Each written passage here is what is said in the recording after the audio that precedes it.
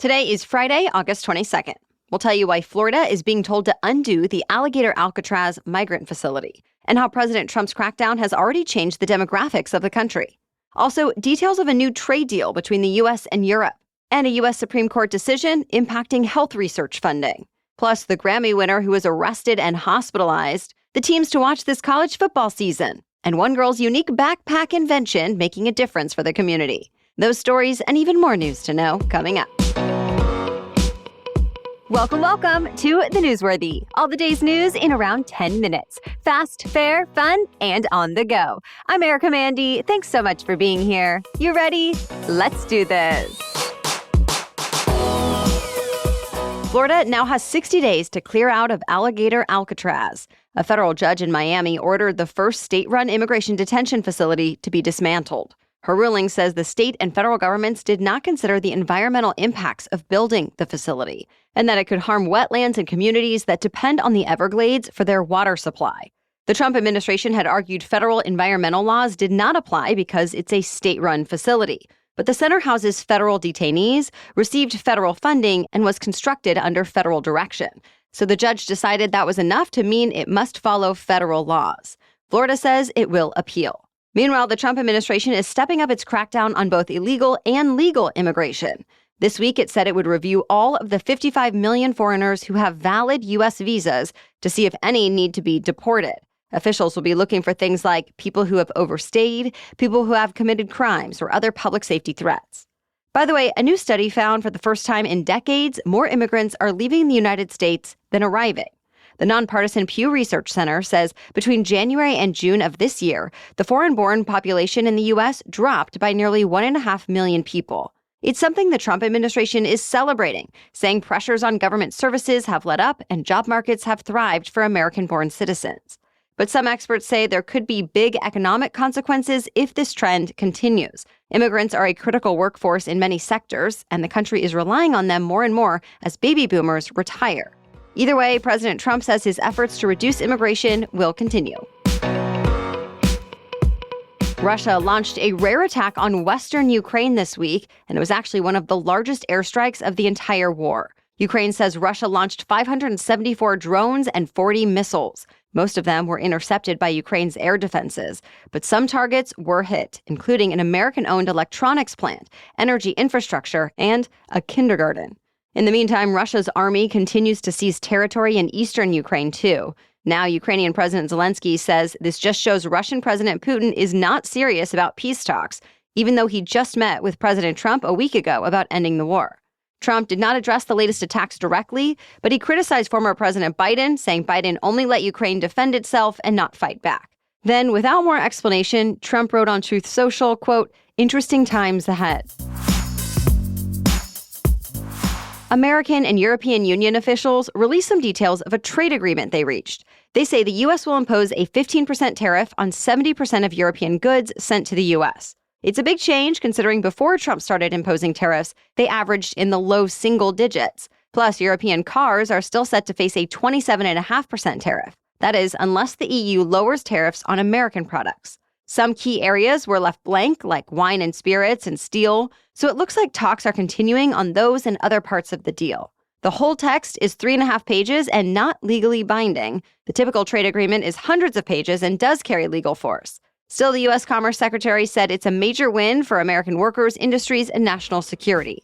The EU says this is not the end of the process. More major American retailers are warning that more price hikes could be coming. This week, Walmart said it's been able to get around many tariff costs, but that they're rising every week. And already some of those costs have been passed on to customers. Earlier this week, Home Depot also said some of its prices could be going up because of tariffs, and Sony started raising prices on its PlayStation 5 models.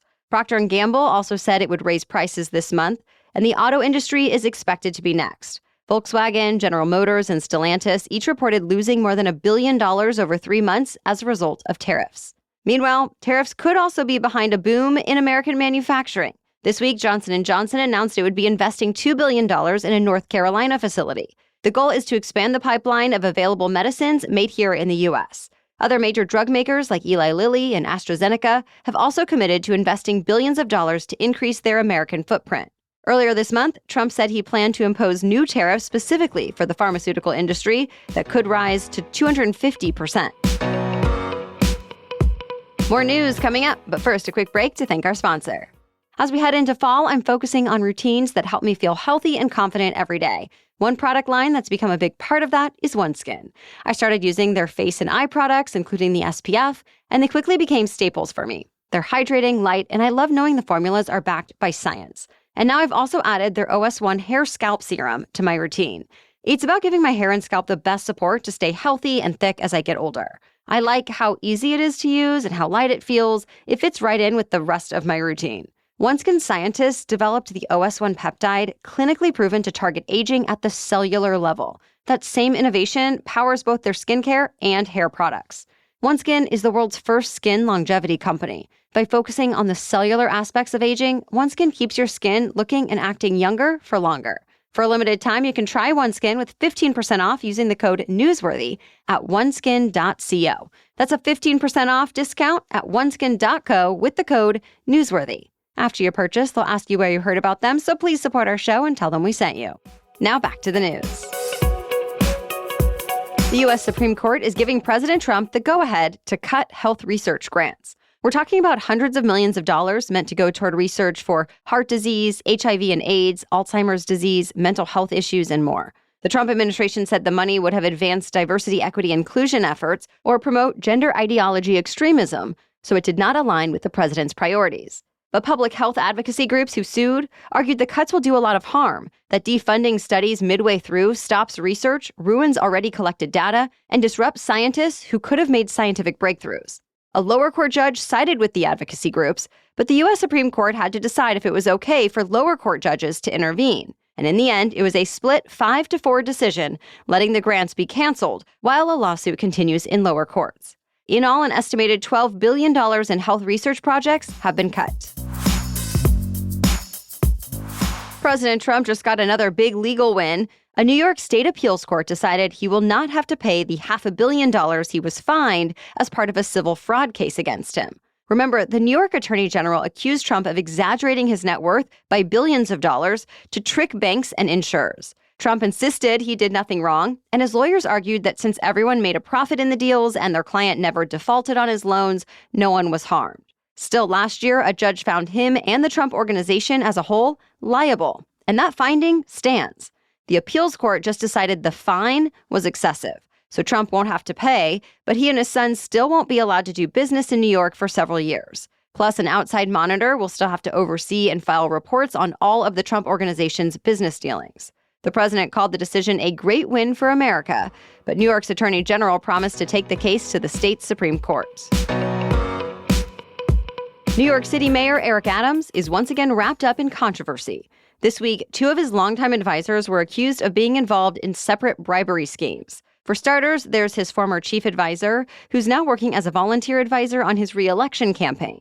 Ingrid Lewis-Martin is now charged with accepting more than $75,000 in bribes as part of a series of conspiracies that apparently happened while she was working for Adams. But Lewis-Martin's lawyer says she did not break any laws and she will plead not guilty. Separately, one of Mayor Adams' best fundraisers, Winnie Greco, was just suspended from his re-election campaign because she gave a journalist an envelope of cash tucked inside a potato chip bag. And that journalist reported it. Greco says she did not mean it as a bribe. She's Chinese, and her lawyer says it's common in Chinese culture to give cash to reporters in a gesture of friendship. Either way, the Adams campaign says it was shocked and suspended her right away.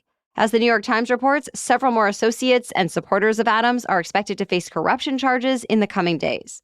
Remember, Adams himself was indicted on charges of corruption, bribery, fraud, and more, but the Trump administration ordered prosecutors to drop the case, and a federal judge dismissed all charges.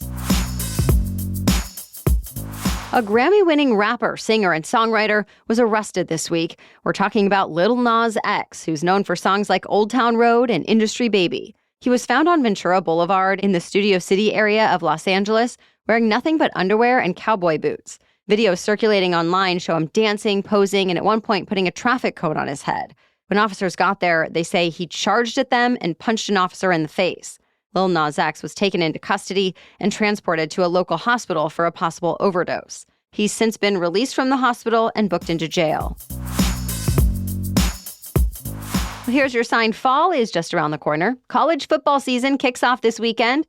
Technically, this is considered week 0 since only a small portion of college teams are actually playing this weekend. We'll see matchups like Iowa State versus Kansas State, UC Davis versus Mercer, Stanford versus Hawaii, and so on. But the rest of the action starts 5 days later, and most of the week 1 games are set for next Saturday during Labor Day weekend. If you're wondering who to watch out for this year, the AP put out its yearly preseason rankings. For the first time, it put Texas in the number 1 spot. After Texas, the list goes Penn State, Ohio State, Clemson, and Georgia. But of course, anything can happen over the next 21 weeks. The national championship game is set for January 19th. That's it for the main news today, so now it's time for Feel Good Friday, when we bring you one extra feel-good or positive news story before the weekend. But first, this episode is sponsored by Cook Unity. Working from home means lunch is often an afterthought, but lately I've been looking forward to it thanks to Cook Unity. Instead of scavenging the fridge or settling just for a snack, I can grab a fresh, ready-to-eat meal crafted by an award-winning chef. One day I had quinoa-crusted salmon that felt like a restaurant dish, but it was ready in minutes. Another day it was a Moroccan chickpea and feta bowl with flavors I never would have been able to whip up on my own. Every meal is fresh, never frozen. In fact, chefs handpick their ingredients so you get seasonal, high-quality food that balances flavor and nutrition. Meals are delivered fully cooked. I heat them up in as little as 5 minutes in the oven or microwave, and then I enjoy high-quality meals for a fraction of restaurant or takeout prices. I appreciate that even on my busiest days, I know a delicious meal is waiting in the fridge, ready in 5 minutes. Fuel your day with the freshest, best-tasting meal delivery made by award-winning chefs. Go to cookunity.com/newsworthyfree or enter code newsworthyfree before checkout for free premium meals for life. That's free premium meals for life by using code newsworthyfree or going to cookunity.com/newsworthyfree. Now back to Feel Good Friday. And today we're talking about one girl who's making a big difference in her community.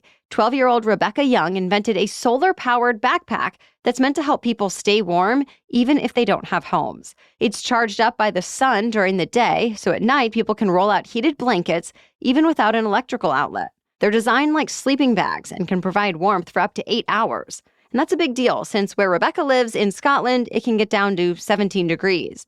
She worked with an engineering firm to make 30 of the solar blanket backpacks. They were distributed to a homeless center in Glasgow earlier this year, and now there are plans to make 120 more. As for Rebecca, it's just the start of her journey into engineering. She says she's inspired by how it can actually help people, and she hopes to continue inventing in the years to come. Well, thank you so much for listening today. We'll be back tomorrow with our special edition Saturday episode. My 40th birthday is this weekend, so it sparked the idea to talk about how to live and age well. We got an expert and some of you sharing valuable life lessons, so be sure to tune in tomorrow. Then join us again on Monday for your next Daily News Roundup. For now, have a great weekend.